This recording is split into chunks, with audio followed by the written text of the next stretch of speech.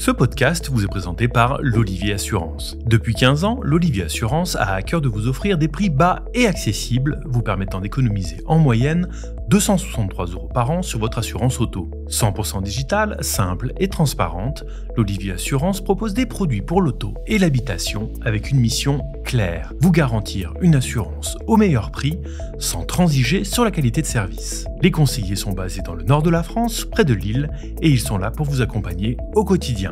Rejoignez l'Olivier Assurance dès maintenant en obtenant votre devis en 5 minutes sur l'olivier.fr.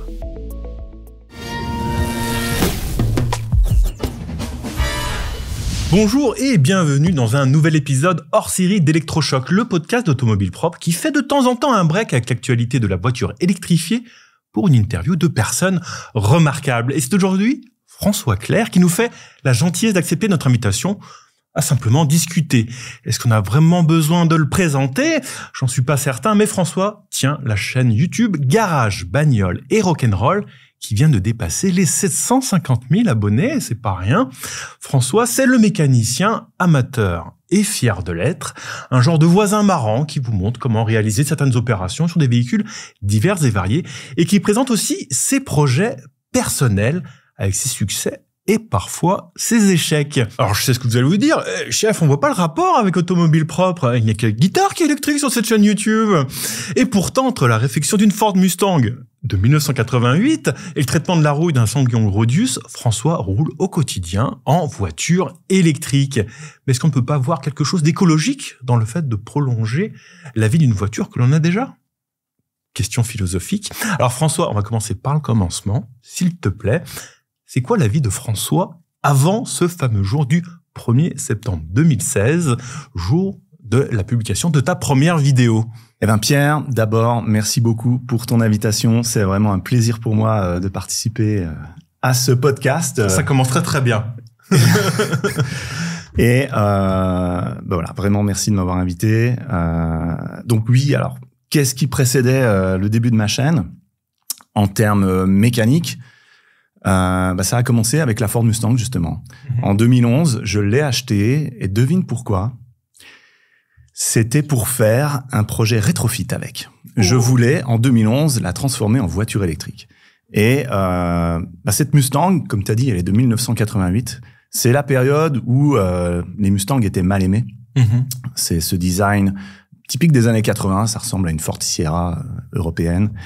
Et j'ai réussi à la trouver pour vraiment pas cher. Le moteur était sur le point de crever. Et je me suis dit, tiens, moi ce qui m'intéresse, c'est la caisse en elle-même, parce qu'il y a de la place dans le compartiment moteur. Ça fera de la place pour un moteur électrique, des batteries pour la transformer en voiture électrique. Et moi qui à l'époque n'y connaissais rien en mécanique, très peu en électricité, je me suis... C'est présomptueux, hein, donc du coup... Je me suis persuadé que ce serait un projet que je saurais réaliser. Et voilà, j'ai acheté la voiture sans me poser plus de questions que ça, jusqu'au moment où je me suis rendu compte que en France, c'était juste impossible légalement à l'époque de changer l'énergie d'une voiture, de la transformer d'essence en électrique ou essence vers diesel, etc. C'est juste pas possible. Et voilà, donc je me suis retrouvé avec cette voiture-là sur les bras. Et il fallait bien en faire quelque chose, donc. Il fallait en faire quelque chose, puisque le projet initial de transformation en électrique ne marchait pas. Je me suis dit, tiens, ça peut être une voiture quand même assez intéressante si je réparais le moteur. J'ai eu, alors, comme j'y connaissais rien en mécanique, j'ai demandé à un pote qui, lui, avait un pote qui était mécanicien itinérant et qui est venu chez moi et puis qui a commencé à réparer cette voiture. Et il adorait la mécanique, c'est un passionné et il parlait tout le temps, dès qu'il faisait un truc, il expliquait tout ce qu'il faisait, il était saoulant le gars, d'accord. Ouais. Mais à force de parler, à force de m'expliquer tout ce qu'il faisait, il m'a transmis un petit peu le virus de la mécanique. Et en 2012, il s'est passé un drame.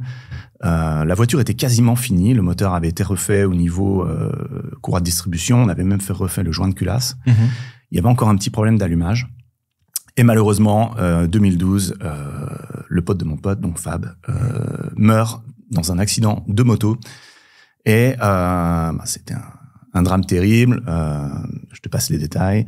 Mais je me suis retrouvé donc avec cette voiture sur le côté de ma maison, qui était quasiment fini, mais pas entièrement, et je savais pas comment m'en sortir avec ça. Donc, comme il m'avait transmis le virus de la mécanique, j'ai fait l'entretien, les réparations de mes autres voitures, et à un moment donné, je me suis dit, allez, je m'attaque à la Mustang. J'ai cherché, j'ai fini par trouver quel était le problème d'allumage, je l'ai résolu, et après, j'ai fait ce qu'on appelle une réception à titre isolé, c'est-à-dire une homologation pour cette voiture qui n'était pas vendue en France de série. Tout ça, ça nous a amené en 2016, parce qu'entre-temps, pour faire l'homologation, il a fallu que je passe le permis BE pour transporter la voiture sur plateau. Bref, un projet assez long et qui finalement a abouti positivement. Début 2016, la voiture réussit l'homologation. Je peux l'immatriculer et enfin rouler avec. Et là, je me dis, j'ai acquis une certaine expérience. Ce serait peut-être pas mal de partager cette expérience sur YouTube. Et c'est comme ça que la chaîne a démarré. Donc, comme tu as dit, 1er septembre 2016. Et après, tout est documenté sur YouTube. La suite sur YouTube. Fait partie de l'histoire. Voilà, exactement. Mais on est d'accord que c'est pas ton métier à plein temps, youtubeur? Non, je suis ingénieur. Qu'est-ce qu'on fait dans le civil? Alors, c'est mon deuxième métier. Je prends YouTube très au sérieux. C'est un projet que je considère comme professionnel à part entière. Mais effectivement, je suis salarié à 40 heures par semaine au Luxembourg. Je suis ingénieur réseau spécialisé dans l'Internet par satellite. C'est très, très sérieux, ça. Voilà. Et ça, c'est un métier qui te passionne. Ah oui. Et qui... c'est tes journées, c'est ça. Donc, le jour, on peut dire François ingénieur. Le soir et week-end, François youtubeur. Youtubeur bricoleur, voilà, dans le garage. Et donc, toi, tu considères ça comme un métier. Et on en parlait ensemble. Moi, j'ai re-regardé justement tes premières vidéos parce que c'est toujours marrant. Je te le cache pas. Je me disais, je vais voir les dossiers un petit peu. Je vais lui les mettre sous le nez, il va avoir honte. Et en fait, j'étais très surpris par déjà la maturité de ton contenu. Il y avait un concept qui était là. Un concept qui est à 99% ce qu'il est encore aujourd'hui. Oui. Mais au niveau de la composition de la vidéo, au niveau de la prise de son, je trouve c'est déjà pour des choses en 2015, 2016, on est déjà bien pour quelqu'un qui démarre, j'entends. Et puis tu avais le concept quand même. Quand tu dis que c'est ton deuxième métier, on voit que c'était pensé déjà à l'époque parce que il y a déjà le classique appel à s'abonner, l'appel à réagir. Il y a des liens dans la description d'affiliation, comme on dit dans le domaine. Donc, il y a une vision, il y a une passion qui a généré la création de cette chaîne, mais il y a un côté très réfléchi qui fait que il fallait pas que tu perdes ton temps non plus à 100% quelque chose pour le fun et l'art. Il fallait quand même qu'il y ait un soutien à ce niveau-là. Bien sûr. En fait, quand j'ai commencé la chaîne, j'avais 41 ans, avec 3 enfants à charge. Et quand tu es dans une situation comme ça, ta priorité, de toute manière, c'est la famille. Et il y avait les études des gamins qui arrivaient, qu'il fallait payer. Et pour moi, il était hors de question que je fasse une activité comme ça qui est très chronophage.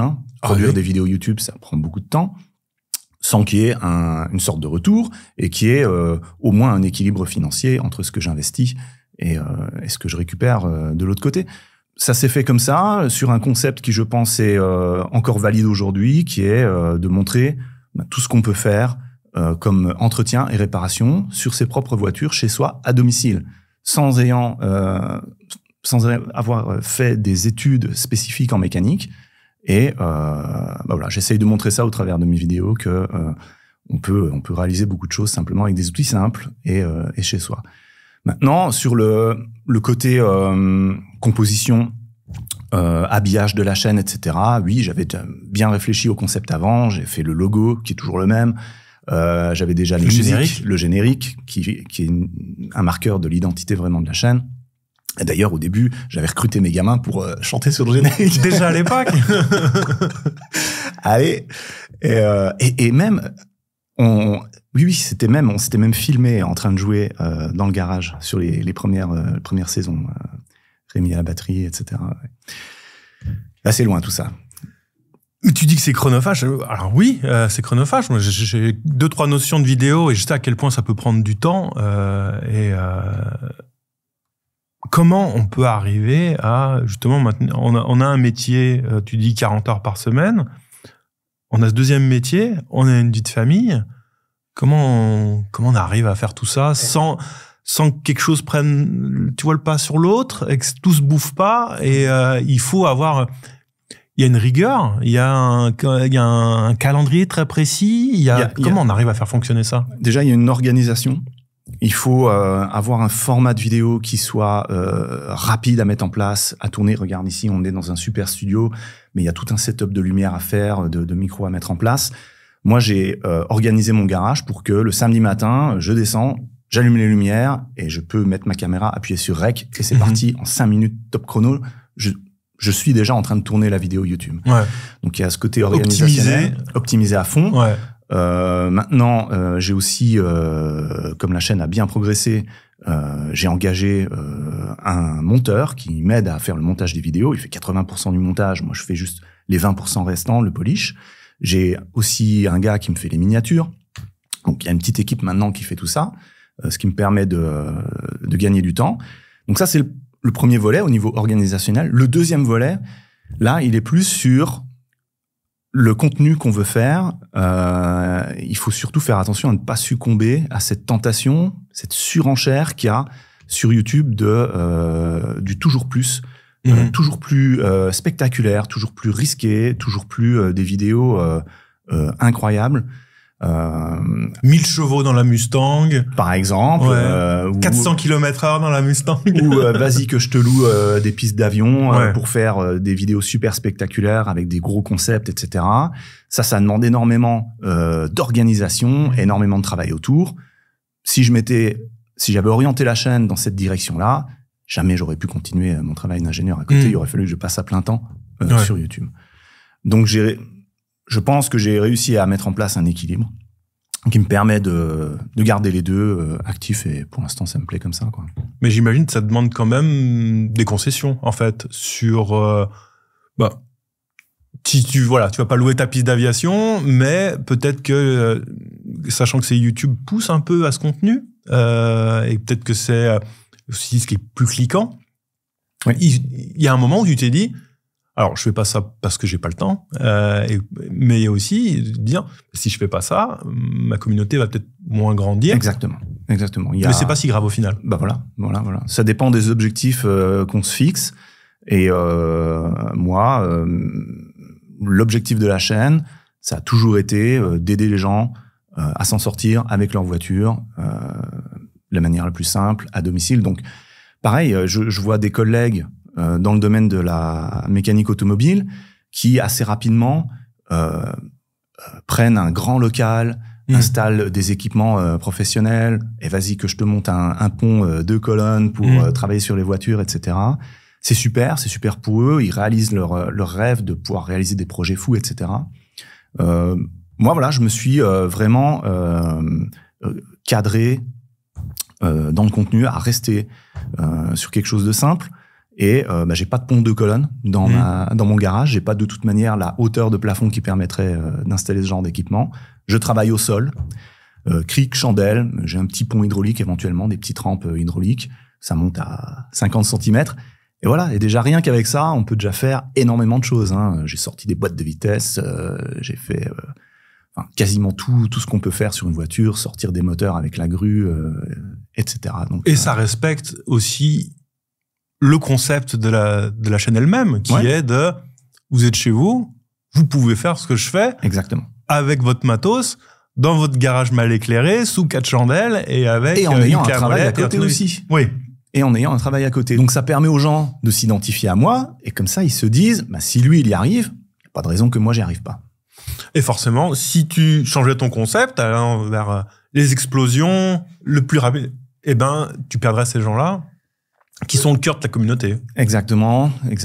Alors, est-ce que stratégiquement pour la chaîne, c'est une bonne chose de rester sur le concept initial, ou est-ce qu'il faudrait que ça évolue?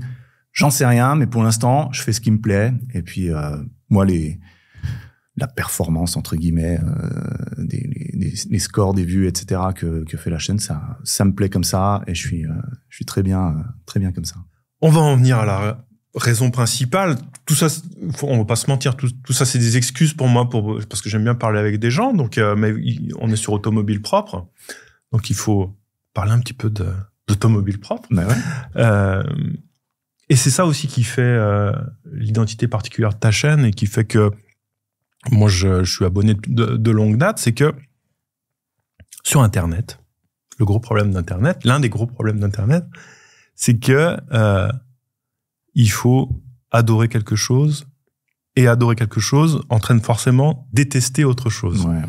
À une époque, c'était l'essence diesel.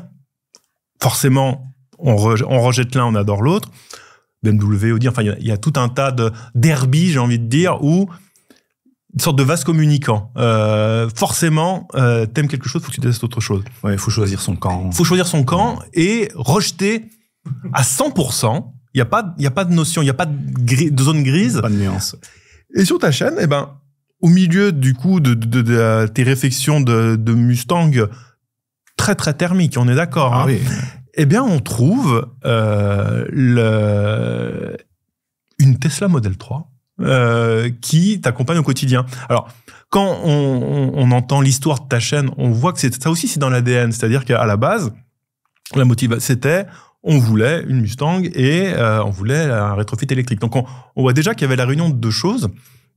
Alors, au final, ça s'est pas fait. Mais l'électrique revient par la petite porte avec...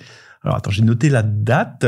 18 septembre 2019, tu publies une vidéo sur la livraison donc de ta Tesla Model 3 toute neuve dans le lieu historique de Tesla France qui est Chambourcy. Et t'es allé la chercher. Alors, on va commencer par... alors, il y a plein de raisons pour rouler en électrique. Nos lecteurs d'automobiles propres sont bien au courant. Ça peut être écologique, ça peut être économique, ça peut être le confort, le silence, tout ce qu'on veut. Ça peut être même, on peut être attiré par l'objet technologique que ça représente, comme on aime bien un smartphone, on peut aussi aimer la voiture électrique et les services qui y sont associés. Qu'est-ce qui t'a poussé, toi, à tourner vers, on va dire, la voiture électrique en général ? Alors moi, c'est vraiment ce volet technologique, justement. Je suis un ingénieur, j'adore la technologie au sens très large. Pour moi, le top du top de la technologie, c'est vraiment l'informatique. C'est là où j'ai fait mes études, les télécommunications. Je trouve ça formidable de pouvoir fournir Internet par satellite, un satellite qui vole à 36 000 km à toute la Terre entière. Je trouve ça absolument génial. Et l'automobile, si tu veux, c'est un sous-ensemble de cette passion de la technologie. Et dans ce sous-ensemble, mais j'aime bien tout ce qui se fait en matière d'automobile. Je trouve que toutes les énergies de propulsion sont intéressantes, même les premières voitures à vapeur. Je trouve ça formidable, c'est très intéressant. Fardier de Cugnot. Les premières voitures électriques, la jamais contente, tout ça. Enfin, c'est la voiture en fait, c'est l'expression ultime du génie humain. En termes technologiques, ça rassemble toutes les innovations à un instant T, dans chaque époque, depuis que l'automobile existe. Une sorte de marqueur. Ouais, parce que ça concentre toutes les meilleures technologies. Que ce soit tous les résultats, enfin tout ce qui va être chimie, hein, dans un moteur thermique, c'est une combustion, c'est une réaction chimique. Tout ce qui va être gestion thermodynamique des fluides pour réguler les températures, tout ce qui va être les matériaux, comment la voiture est construite, les aciers, les tissus, les cuirs, le design, la forme des voitures. Enfin, il y a tellement de capacités d'ingénierie, de créativité humaine qui sont mis dans ces objets. Que ça en fait quelque chose de tout à fait passionnant. Et pour en revenir donc à cette guéguerre thermique électrique, moi j'apprécie chaque mode de propulsion pour ce qu'il est, et chacun a ses avantages, ses inconvénients. Et en ce qui concerne l'électrique, en 2019, là on avait vraiment une proposition tout à fait révolutionnaire et innovatrice de la part de Tesla, qui a bouleversé tout le marché. Et moi, en tant qu'ingénieur qui aimait la technologie, j'étais très attiré par ça. Pour moi, ce qui était en plus dans ces voitures-là, c'était pas simplement le fait que ça avait une bonne autonomie, que c'était puissant, etc. Mais c'est surtout le côté logiciel, la qualité du logiciel embarqué Tesla, le fait qu'on puisse avoir des mises à jour à distance, que la voiture évolue avec le temps. Ma Tesla Model 3 de 2019, celle que j'ai aujourd'hui, c'est plus la même. Il y a eu tellement de fonctionnalités logicielles qui ont été ajoutées, qui ont été améliorées depuis le temps. C'est plus la même voiture, quoi. Et c'est ça vraiment qui m'a attiré vers l'électrique, plus que le côté écologique, etc., qui est tout à fait louable, que j'apprécie aussi. Mais moi, voilà, c'est plus les performances et les capacités techniques et la technologie de ces voitures-là. Alors, que François soit convaincu de ça, c'est une chose. 2019, ça fait déjà 3 ans que ta chaîne a démarré. Ouais. Quelle a été la réception par ta communauté qui est alors exclusivement biberonnée au thermique? Les réactions étaient très partagées en commentaires. Ouais. Maintenant, sur YouTube, faut savoir une chose, c'est que les commentaires ne sont pas forcément le miroir de la communauté. La plupart des gens regardent les vidéos, apprécient les vidéos, passent un bon moment et ne vont pas commenter. Mmh. D'accord ? Ceux qui vont aller commenter, c'est ceux qui sont le plus engagés avec le contenu, dans un sens comme un autre. Ouais. Et donc, c'est là où on retrouve les avis les plus extrêmes dans les commentaires. Et c'est pour ça que ça donne une vision sur Internet un peu de ce côté manichéen que tu disais, où il faut choisir son camp et où il y a des batailles rangées qui sont mises en place. Donc ça, c'est un petit peu dommage. C'est un peu un effet qu'on voit sur quasiment tous les réseaux sociaux maintenant. Mais voilà, faut savoir que la plupart des gens regardent, prennent les infos qui leur intéressent. Je suppose que quand je suis arrivé avec cette vidéo, il y a plein de gens qui ont regardé ça, ils se sont dit « Ok, on va voir ce que ça va donner dans le temps, cette voiture électrique, là, Tesla, on va voir ce que ça donne. » Et puis voilà, je l'ai depuis 6 ans, et puis je mets des mises à jour régulièrement, où ça en est, comment ça vieillit, tout ça. Et dès que j'ai un problème dessus, j'en parle sur la chaîne. Et l'entretien aussi, même si... L'entretien, je montre qu'on peut le faire soi-même. Les réparations aussi, on peut le faire soi-même. J'ai déjà fait des réparations assez poussées sur cette voiture. J'ai changé un moyeu arrière, côté droit. Alors, c'est des voitures qui ont, au niveau des trains, au niveau des tirants de pont, etc., les cylindres blocs, ils ont tendance à fatiguer assez facilement. Donc, il faut changer apparemment régulièrement ces pièces-là. C'est le seul point noir mécanique sur ces voitures-là, c'est ça. Récemment, on m'a dit que c'était côté arrière gauche qu'il fallait faire, donc j'ai déjà les pièces. Il va falloir que je le Tu sais déjà refasse, faire. je sais déjà faire. Et il y avait un piège, je vais pas retomber dans le piège. Bref, donc vidéo à venir sur la chaîne. Un petit mécanique sur Tesla. Ouais. Alors cette première vidéo sur une voiture électrique, donc sur la livraison de ta Tesla Model 3 a eu un certain succès. J'ai vu passer le million de vues. Et c'est là où j'en viens, c'est que t'avais quand même... Alors, à l'époque, c'était pas la chaîne YouTube que c'est devenu ensuite, mais il y avait déjà quand même une grosse communauté. C'est que tu as retrouvé sur place les 2 compères de Villebrequin. Ouais. Et qui ont peut-être participé un petit peu au succès de cette clairement, cette vidéo. Oui, mais clairement, hein, en plus, moi, en bon influenceur... opportuniste. J'ai bien mis leur tête sur la miniature. Voilà. Ouais. Désolé, hein, mais c'est comme ça. C'est comme ça que ça fonctionne. C'est comme ça que ça marche. Donc oui, j'ai exploité effectivement leur image et voilà, on a passé un bon moment ensemble à livrer à réceptionner cette Tesla. Et je trouvais que c'était assez intéressant d'avoir leur point de vue. Eux, ils sont très thermiques, samplon 98, passionnés de voitures sportives thermiques et c'était sympa d'avoir leur point de vue sur cette voiture-là dès sa livraison. Un petit avis sur la fin de cette chaîne? C'est triste. On a tous vu ce qui s'était passé. J'ai fait une petite vidéo hommage sur ça. Moi, je veux rester concentré sur tout le bon qu'ils ont pu nous fournir pendant ces années Villebrequin. C'est le souvenir là que je garde d'eux. Donc, il n'y a pas de team Sylvain ou de team Pierre? J'ai pas de camp et je les apprécie tous les deux pour ce qu'ils ont fait et pour ce qu'ils vont nous proposer à l'avenir. Je suis sûr que tous les deux, ils ont beaucoup de choses à nous partager. Et les gentils, François. Donc voilà, je choisis pas de team, d'accord? Je vais pas choisir un camp comme malheureusement on voit donc sur les réseaux sociaux où il faut, comme on disait, choisir son camp. Des gens d'une certaine maturité comprendront que tout n'est pas blanc, tout n'est pas noir. En général, on est plutôt autour du gris. Voilà. Et dans les relations humaines, c'est en général ce qu'il faut garder à l'esprit. Maturité, je crois que c'est le maître mot dans l'histoire.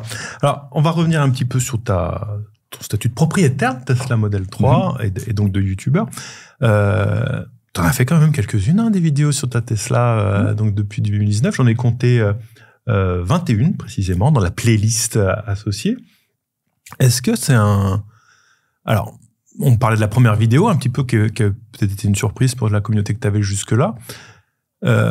Quelle est la réception de ces vidéos sur la Tesla depuis? Est-ce que tu vois que tu as une sorte de double communauté, une qui vient regarder tes sujets thermiques, une autre Tesla, ou tu arrives à accumuler une communauté qui est intéressée par les deux? Je pense qu'il y a un mix. Je pense que le gros de la communauté est OK avec les deux technologies. Mais oui, j'ai certains extrêmes dans un camp comme dans l'autre qui me le font bien comprendre en commentaire que ça les intéresse pas, ce sujet-là. Mais alors, en ce qui concerne ma Tesla Model 3, en général, c'est des vidéos qui marchent bien, qui font des bons scores au niveau vue, ça intéresse les gens. Dans la moyenne, un petit peu plus, un petit peu moins? Plus élevé, plus élevé que des vidéos de mécanique pure. Les gens, je pense, veulent vraiment savoir comment cette technologie vieillit, comment la batterie évolue, quelle autonomie on a au bout de certaines années, comment ça se passe au contrôle technique, quel problème on peut avoir avec.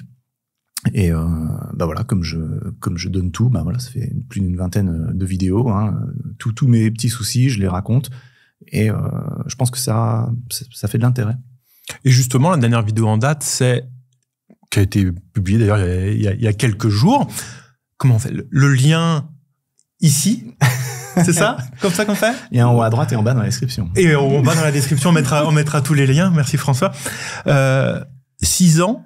150 000 km, donc tu as fait une petite vidéo bilan. Un petit teasing, justement, pour inciter les gens à cliquer. Qu'est-ce qu'on y trouve dedans? Dans les grandes lignes de ce bilan? Dans les grandes lignes, j'amène la voiture au Tesla Service Center. J'aurais demandé de faire une inspection générale de la voiture. Donc, je donne tout ce qu'ils ont découvert.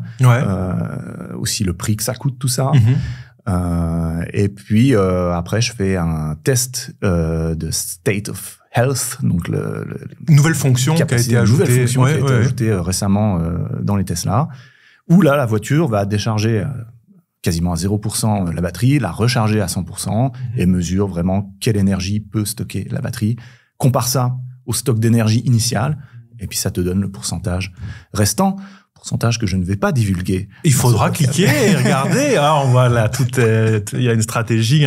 C'est un petit peu, qu'est-ce qui reste comme taille de réservoir, en fait. On peut dire ça très bien. Donc, ce qui est quelque chose qui est très inquiétant pour les gens. Sur une voiture thermique, ton réservoir de 40 litres, il fait toujours 40 litres quand ta voiture a 30 ans. Effectivement, c'est une autre technologie. Une batterie, ça se gère pas comme un réservoir. Et ça vieillit différemment. Et du coup, quel est l'objectif avec cette Tesla? Tu vas la garder le plus longtemps possible? Oui, alors moi j'aime bien garder mes voitures très longtemps. Alors jusqu'au bout, celle-là, je sais pas, peut-être pas. Peut-être à un moment je changerai. Et si je change, ce sera aussi pour une autre Tesla.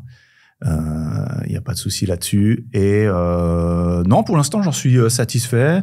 La batterie, l'autonomie restante me permet de faire encore des grands trajets sans souci. Et c'est d'ailleurs pour ça qu'en 2019, j'avais mis un petit peu plus de sous.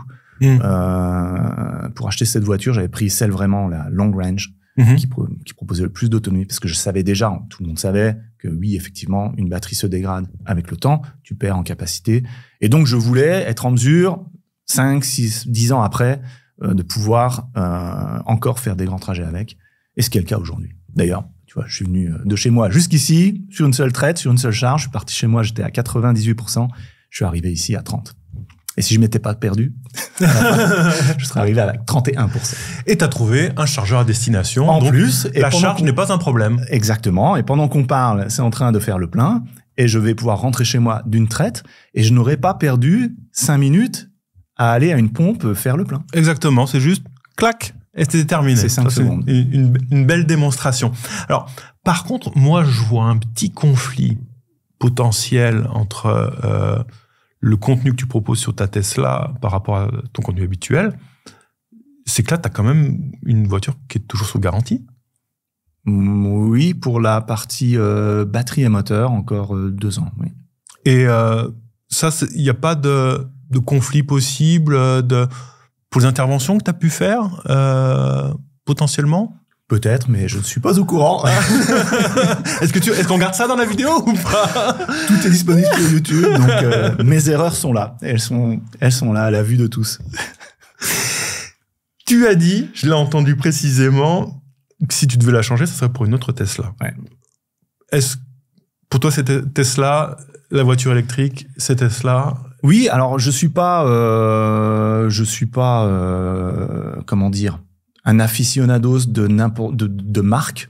Moi, ce qui m'intéresse une fois de plus, c'est la technologie. Ouais. Si demain il y a un constructeur qui propose quelque chose de mieux à un prix équivalent ou moins cher au niveau technologique, au niveau des spécifications de la voiture, de ses performances, en particulier de son logiciel, d'accord. Le software, c'est super important pour moi. Je veux pas de software buggé dans ma voiture. Hein. Je suis ingénieur système et réseau, donc je veux qu'on puisse me patcher mon OS et tous les équipements de la bagnole.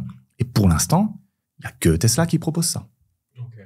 Du coup, tu sais de quoi je vais parler. Qui dit Tesla dit Elon Musk. Oh, le copain Elon. Oh, il est. Alors, je te vois, on se suit sur les réseaux sociaux. Il est pas si méchant. Je vois que tu plais. Il y a du second degré dans l'approche. Oui, est-ce que pour toi est-ce que ça influence ton choix? Est-ce que c'est dans tes paramètres pour le choix d'un véhicule? Pas du tout. Est-ce que pas du tout. Tu sépares l'homme de la création du créateur? Pas du tout, parce que la preuve, je serais même prêt à acheter une automobile chinoise.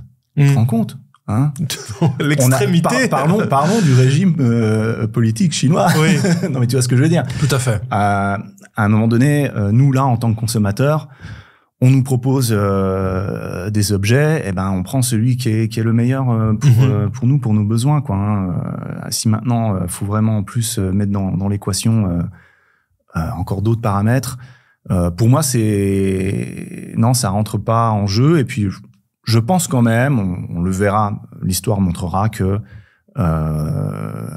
pour l'instant, Elon c'est le grand méchant loup, mais il a eu je pense une campagne de diffamation assez poussée. Voilà, en ce moment c'est lui le grand méchant. Avant c'était Jeff Bezos, avant c'était Steve Jobs, avant c'était Bill Gates. Enfin, il y a toujours un grand méchant. Bizarrement, ces grands méchants là, ils ont tous un point commun, c'est qu'ils vendent des produits et des services que tout le monde achète, que tout le monde trouve pratique. Hein. Donc il y a une certaine hypocrisie quand même dans tout ça.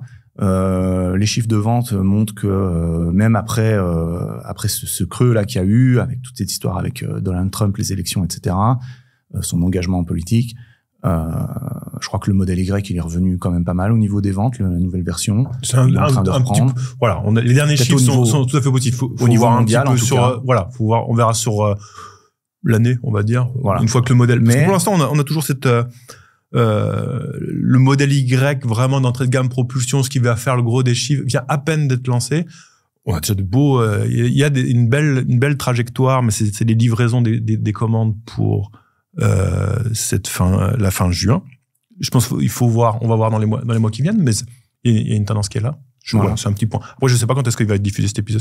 Donc peut-être qu'on aura déjà des chiffres de juillet qui le rendent premier à nouveau. On verra bien. Voilà. En tout cas, voilà, comme tu disais, le succès et en tout cas l'intérêt pour le modèle est toujours là. Voilà, parce que techniquement, c'est des super caisses qui répondent à des besoins et qui permettent d'économiser sur le long terme, et une technologie mature avec avec des choses comme la mise à jour à distance qui sont pas disponibles ailleurs, quoi.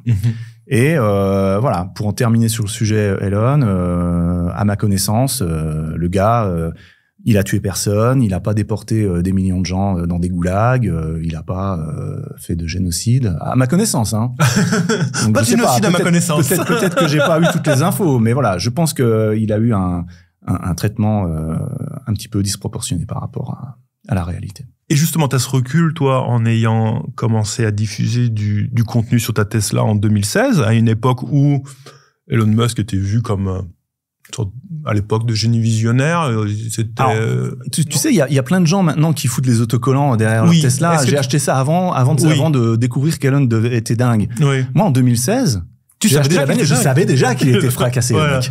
Non, mais il y a pas eu de surprise sur son engagement politique. C'est du niveau de fracasserie qui avait. Pour toi, déjà c'est dans la droite ligne. Ouais, voilà. Pas de surprise.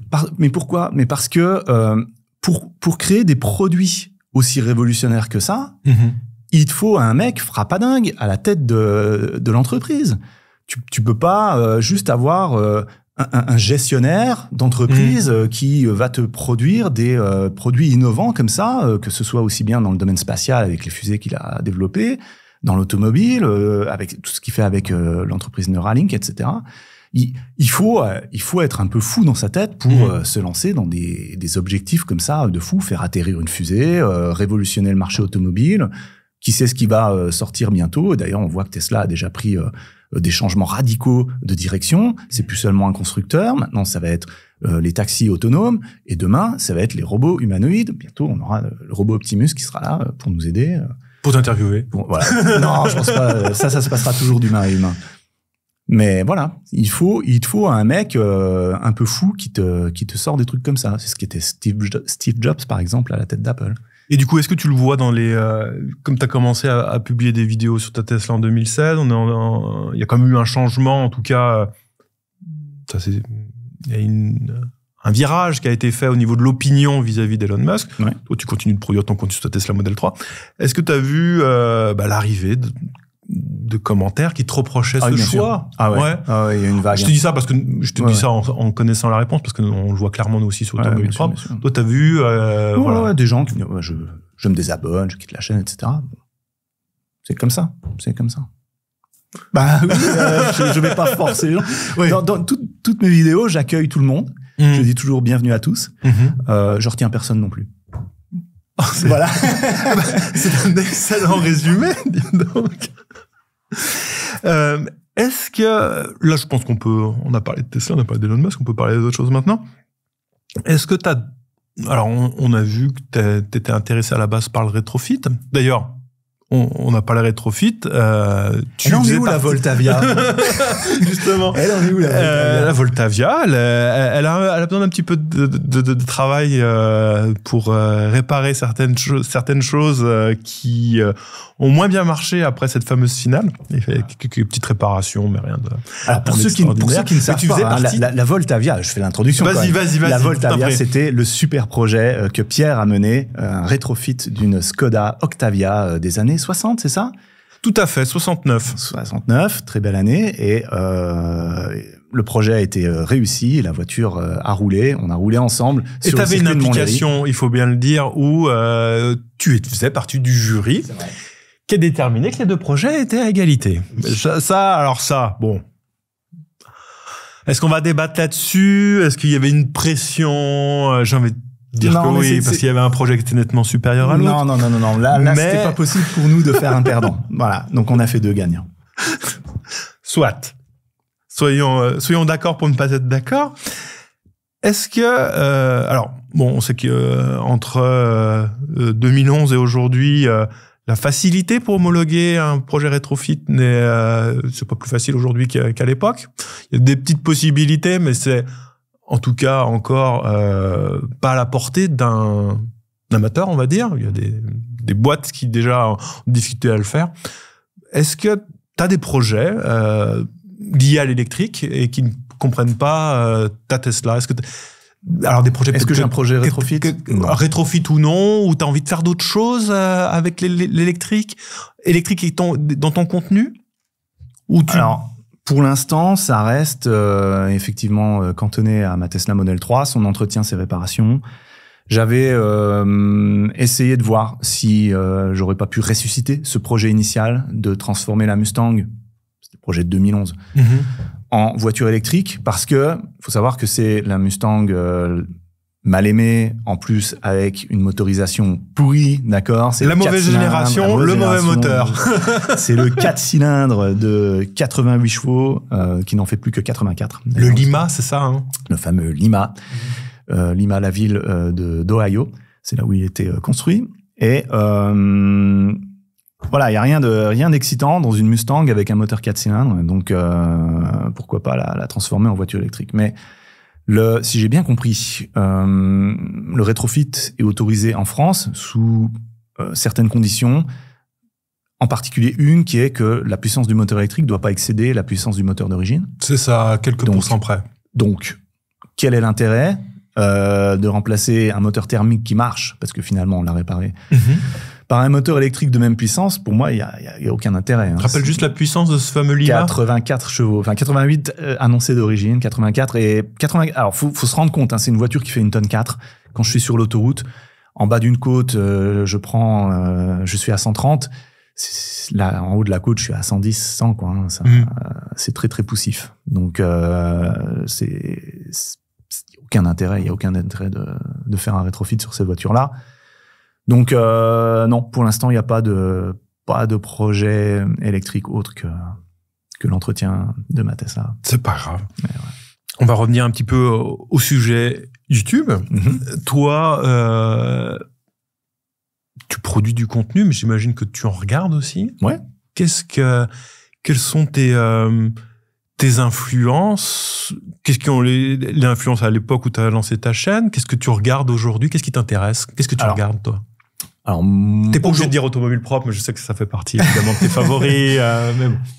Bizarrement, je regarde assez peu de contenu automobile en ce moment sur YouTube. Moi, je suis très orienté sur tout ce qui est exploration spatiale, fusée. Enfin voilà, j'ai plusieurs chaînes françaises ou étrangères que je suis.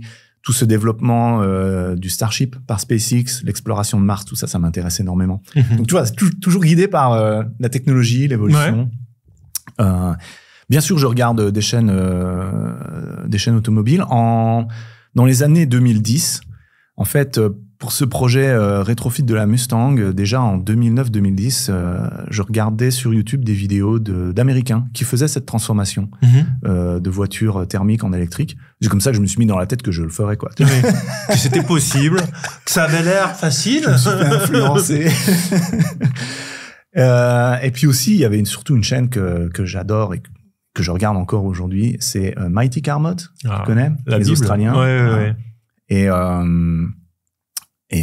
voilà, à l'époque, toutes les années 2010, c'était fou. Et surtout la manière dont ils construisaient leurs vidéos, c'était à chaque fois vraiment bien travaillé. Les plans, les prises de vue, le son, la musique, surtout. C'est Moog qui fait la musique. Les personnages. Les personnages. Et leur chaîne est... Effectivement, il y a de la mécanique auto, etc. Mais le thème principal, c'est leur amitié. C'est deux potes qui font des trucs ensemble sur la voiture. Et c'est un peu ça, si tu veux, qui m'a vraiment motivé à lancer moi ma propre chaîne. Et bon, moi c'est tout seul dans le garage. Mais t'as pas d'amis, c'est ça? J'ai pas d'amis, je suis tout seul. Mais en ce moment, maintenant que mes gamins sont grands, on fait des trucs ensemble. Et j'essaye vraiment de faire passer ce message qu'on peut faire de la mécanique comme ça, soit en famille, soit entre potes, et passer un très bon moment. Même pour des opérations simples, hein. Même pour, je sais pas, moi, changer des biellettes de barre stabilisatrice. On passe un bon moment à le faire, et puis après, on est content de l'avoir fait, et on a une voiture qui marche bien. Et c'est là aussi où peut-être que ton spectateur, peut-être que le remplacement des barres stabilisatrices, il s'en moque complètement, il le fera jamais, il a pas l'intention de le faire, mais il va regarder parce que j'aime bien François, et les vidéos qu'il fait avec son fils, je trouve ça rigolo, et je regarde. Ouais. C'est un autre aspect peut-être qui a influencé par Mighty Car Mod, où c'est peut-être pas le sujet de la vidéo, mais c'est ce qu'il y a autour, ce qu'il y a en robe, en fait. Exactement. Et si j'avais cantonné ma chaîne à simplement faire des tutos, mais je serais plus là aujourd'hui. Ouais.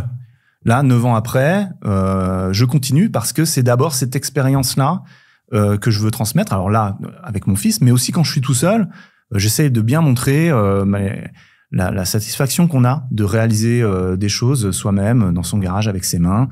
Moi, j'ai un métier intellectuel. Je suis content le week-end de réparer des trucs et de faire marcher des machins, faire des trucs concrets avec ses mains et avoir un résultat palpable, direct. Et quelle fierté après de rouler dans sa voiture dont on sait tout, dont on comprend chaque petit bruit d'où ça vient. Quand on a fait la courroie de distribution et que ça marche et que 10 000 km après ça marche toujours et que 20 000 km après elle est toujours là, d'avoir changé le joint de culasse et que ça marche toujours encore pendant des années derrière. Donc tout ça, ça va au-delà de simplement réaliser une opération technique ou simplement faire des économies de pas faire par un garagiste. Il y a vraiment ce côté satisfaction personnelle qui est là et que j'essaye vraiment de pousser et de mettre en avant. Plus une petite notion de développement durable aussi, où on prolonge la vie d'une chose jusqu'au bout, ce qui est très chouette. 750 000 abonnés.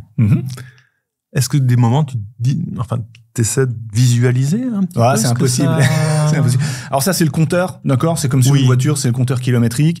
C'est une vieille chaîne. Moi, ce que je regarde de plus, ça va être vraiment comment les vidéos sont vues et réceptionnées par la communauté. Et puis voilà, j'essaye de toujours faire en sorte que mes vidéos aient un intérêt. Voilà, parce que parmi ces 750 000, il y en a il y a 8-9 ans qui sont toujours abonnés, mais qui regardent depuis longtemps mes vidéos. Ils sont passés à autre chose. Il n'y a pas de souci, c'est bien sûr normal. Et à moi de trouver ce qui continue à intéresser les gens. Alors comme tu dis, tes abonnés, ils ont changé, ils ont évolué. Est-ce que tu as une vision un peu de à quoi ressemble aujourd'hui l'abonné type de... C'est très difficile sur ma chaîne. Parce que quand je regarde mes statistiques, déjà au niveau démographique, j'ai des tranches d'âge qui s'étalent de 13 à 99 ans. Il y a une petite bosse autour des 30-40 ans. Mais voilà, ça rassemble un public très large au niveau âge. Par contre, c'est quasiment que des hommes. Oui, sans surprise. Là, malheureusement, je dois avoir genre 98% d'hommes qui regardent mon contenu. J'aimerais bien que des femmes s'intéressent un peu plus. Parce que oui, c'est possible aussi pour, je pense en particulier les femmes qui sont seules, qui doivent avoir une voiture qui marche. Bon, éventuellement, elles pourraient aussi. Alors, pareil, faut avoir le temps, il faut pouvoir s'organiser, mais voilà, c'est quelque chose que j'aimerais bien montrer, c'est que il n'y a pas forcément besoin d'être un Superman pour maintenir sa voiture en état de rouler et que ça coûte pas trop cher de s'équiper en outils, etc. Donc, oui, voilà où ça en est. Et puis, voilà, j'espère que ça va continuer encore quelques années. On voit bien que il y a une affection particulière pour ta communauté, il y a un respect de ta communauté. Mais là encore, il y a quelque chose à ménager. Tu vois ça aussi comme un métier qui se doit d'être rentable. Pour que ce soit rentable sur YouTube, il faut des sponsors, il faut des liens, des machins. Et il faut arriver à concilier les deux. Donc le respect de ta communauté et les sponsors. Est-ce que tu t'imposes des limites? Parce que j'imagine que quand on a 750 000 abonnés, on doit être pas mal sollicité par ma boîte mail est pleine. Voilà, de gens qui te proposent, qui te jettent leur argent au visage. Alors, tu t'imposes des limites, j'imagine. Il faut absolument que les sponsors qui passent sur ma chaîne soient en adéquation avec le contenu, avec le thème de la chaîne. Il faut que ce soit quelque chose en rapport avec la voiture. Et il y a aussi un côté moral des choses. Moi, il y a certains sponsors, je me refuse absolument de les promouvoir sur ma chaîne. Tout ce qui va être des solutions VPN, c'est hors de question. En tant qu'ingénieur système et réseau, je peux te dire une chose, c'est que cet argument de faire passer son trafic par un VPN, c'est plus sécurisé, c'est complètement claqué au sol, hein. Parce que tes données... Sors ce que t'as sur le cœur. Non mais là, voilà, faut le dire à un moment donné. Tes données, au lieu de passer directement par ton provider internet, ça passe effectivement dans un tunnel, mais à l'autre bout du tunnel, ça ressort sur l'internet normal, d'accord. Et en plus de ça, au bout du tunnel, c'est le serveur de ton opérateur VPN qui lui pour le coup, voit absolument toutes tes données personnelles passées, s'il y en a en clair. Donc, ça rajoute rien à ce niveau-là. Donc, pour moi, c'est juste non, quoi. Je trouve que c'est un peu, quelque part, tromper un peu les gens sur ce que ça fait, tout ça. Il y a d'autres intérêts d'avoir un VPN. Certains sont pas forcément recommandables. Donc, pour moi, ce genre de sponsor, c'est non. Tout ce qui va être jeu d'argent, tout ça aussi, c'est non. Et ensuite, il y a certains produits, certains services qu'on me propose qui sont en adéquation avec la chaîne, mais toujours, moi, la question que je me pose, c'est est-ce que je recommanderais ce truc à un ami, à un membre de ma famille? Et quand c'est non, eh ben ça passe pas sur la chaîne. D'accord? Toutes les sponsors que je fais, c'est quelque chose que je peux recommander à quelqu'un. C'est un site qui propose un service qui est vraiment bien. Et bien souvent, pour certains sponsors, c'était des services que j'utilisais bien avant qu'ils me contactent pour devenir sponsor sur la chaîne. Donc ça, c'est un peu encore une nouvelle concession. C'est-à-dire que tu as une concession, je veux dire, à ton enrichissement, j'ai envie de dire, tes rentrées d'argent. T'as fait le choix de continuer à produire le même contenu sans passer à quelque chose de plus excessif, d'augmenter à chaque fois les explosions, la vitesse, le côté spectaculaire. Et c'est assumé. Tu te dis, j'aurais pas le trafic qui va avec, mais ça me va.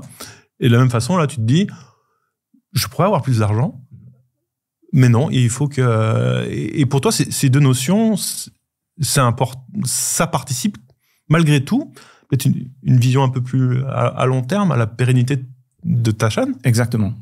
Il faut que tous les choix que je fais, j'essaie de vraiment faire en sorte que j'ai pas à les regretter par la suite, quoi. Okay. Alors, ça m'arrive de me planter, de faire comme tout le monde, oui. C'est comme ça qu'on mène un projet ou quoi.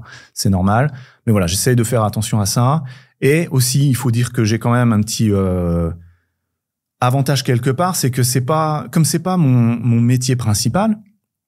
Je peux me permettre de refuser ces entrées d'argent faciles entre guillemets de ces sponsors qu'on voit un peu partout sur YouTube, qui est un petit luxe que mes collègues youtubeurs qui sont à plein temps dessus parfois n'ont pas. Donc voilà, j'ai pas non plus de leçons à donner sur le domaine. Et ce qui m'amène du coup naturellement, grâce à toi, à la question suivante, c'est justement, t'as jamais pensé à passer à plein temps à une activité de youtubeur?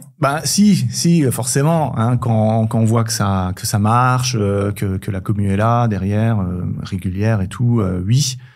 Maintenant, le truc c'est que j'aime bien mon travail que je fais en tant qu'ingénieur réseau. Je trouve ça encore super cool d'amener l'internet par satellite aux gens. Et voilà, pour moi, j'arrive à concilier les deux. Donc pour l'instant, je continue comme ça. Voilà. Très bien. On va terminer par une question qui me tient à cœur. Il y a le personnage de François qui est toujours souriant, toujours de bonne humeur dans cette vidéo. Mais Internet, c'est pas forcément l'endroit préféré des gens qui sourient tout le temps. Et là, je pourrais dire exactement la même chose pour moi. Tu crées du contenu, tu mets ton cœur dedans, tu y mets tes valeurs visiblement aussi.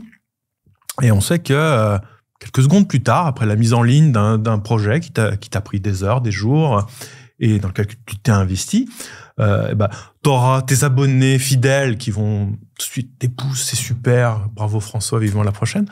Et puis t'as des gens qui passent et t'as une vidéo qui fait 20 minutes et 5 minutes après, ils ont déjà un commentaire qui vont dire c'est vraiment de la merde.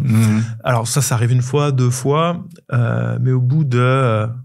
T'as plus de 700 vidéos, il me semble, c'est ça? Je n'ai pas compté.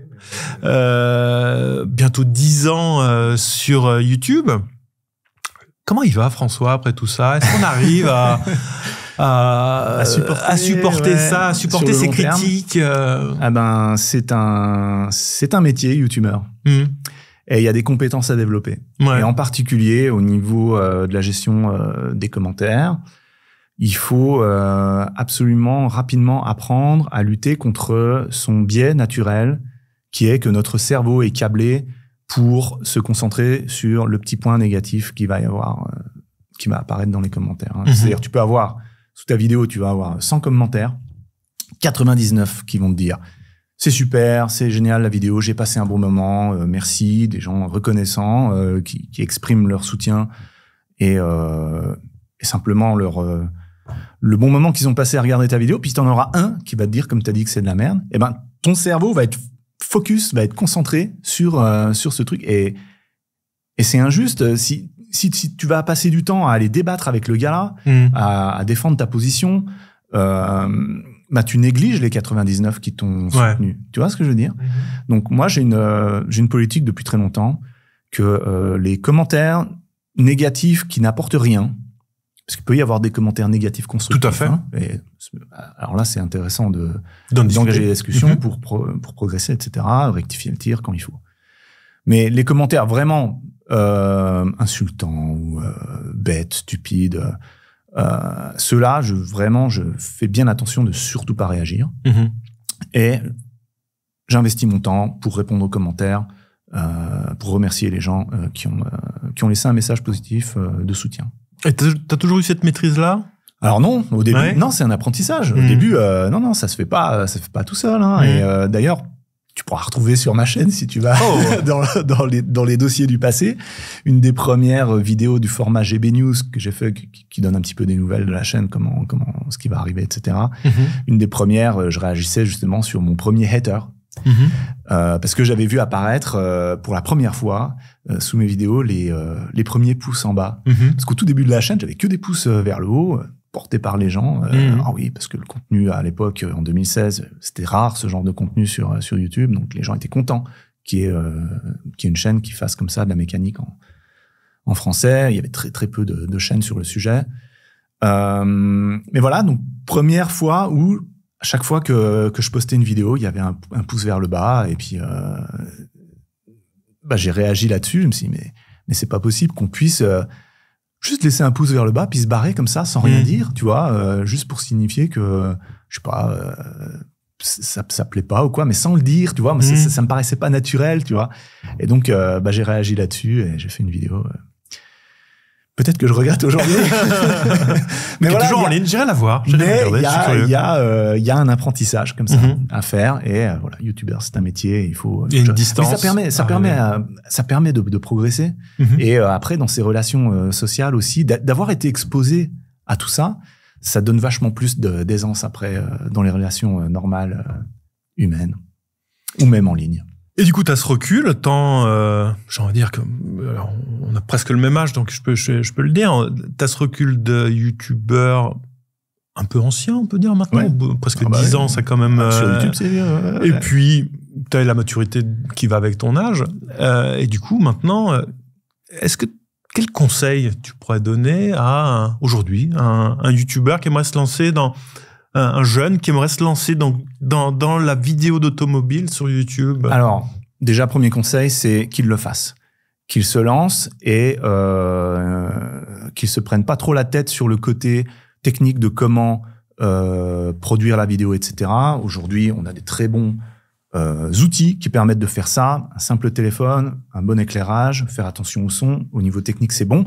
Ce qu'il faut surtout faire, et ça, c'est primordial, c'est arriver avec une proposition nouvelle. Arriver avec un ton nouveau.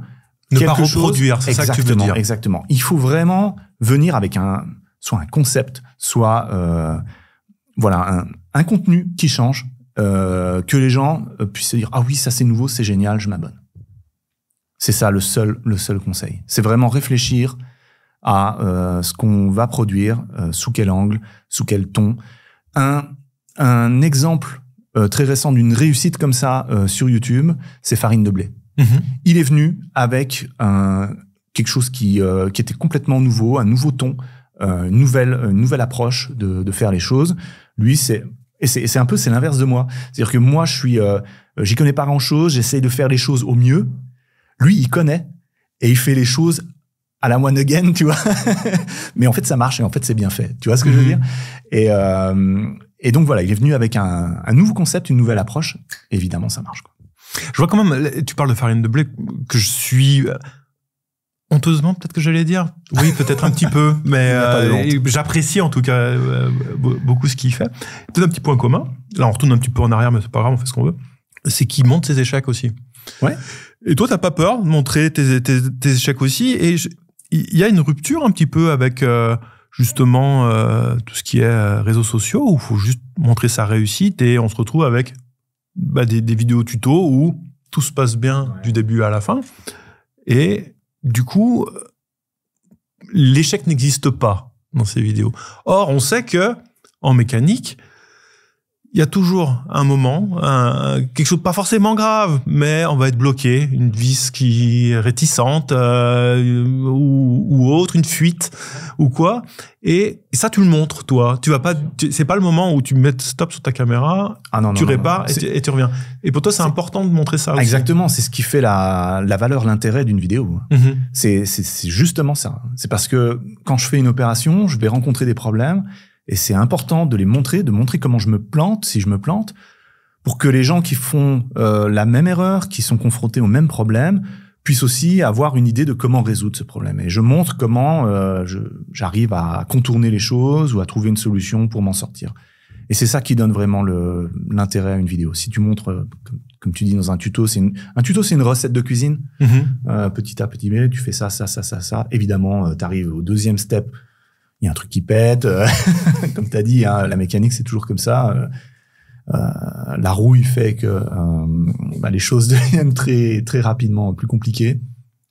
Il y a des fuites et compagnie, comme tu disais. Donc il faut apprendre à gérer tous ces petits écueils pour les dépasser et puis réussir au final son opération. Merci François pour ce moment. J'ai trouvé ça moi. Super agréable. Alors je peux que te le demander. On est au moment de la conclusion de cette vidéo. Tu as une expérience qui est bien supérieure à la mienne en matière de fermeture. Qu'est-ce qu'on doit faire là ? On doit dire aux gens jeter un pouce ? Non, on dit aux gens de faire ce qu'ils veulent. Déjà, on dit quoi ? On dit aux gens de faire ce qu'ils veulent et surtout de le faire de manière à ce que ça leur apporte de la joie et une satisfaction de faire les choses bien. C'est ça le plus important, et puis de profiter de chaque instant. Est-ce qu'on peut leur dire quand même que dans la description en dessous de cette vidéo, éventuellement, il y a un lien qui emmène vers la chaîne YouTube de Garage Manuel Rock'n'Roll.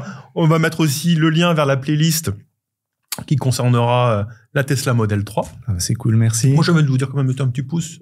Oui, abonnez-vous. Et puis abonnez-vous à Automobile Propre aussi, hein. J'espère que cet épisode vous a plu, de ce nouvel hors-série interview. C'est notre ambition de vous amener des gens qui sont à la croisée de nos univers et peut-être d'ouvrir un petit peu aussi des esprits. Donc, écoutez, merci d'avoir regardé. Puis je vous dis à très bientôt. À bientôt sur Garage Bagnole et Rock'n'Roll. Ah, comme ça.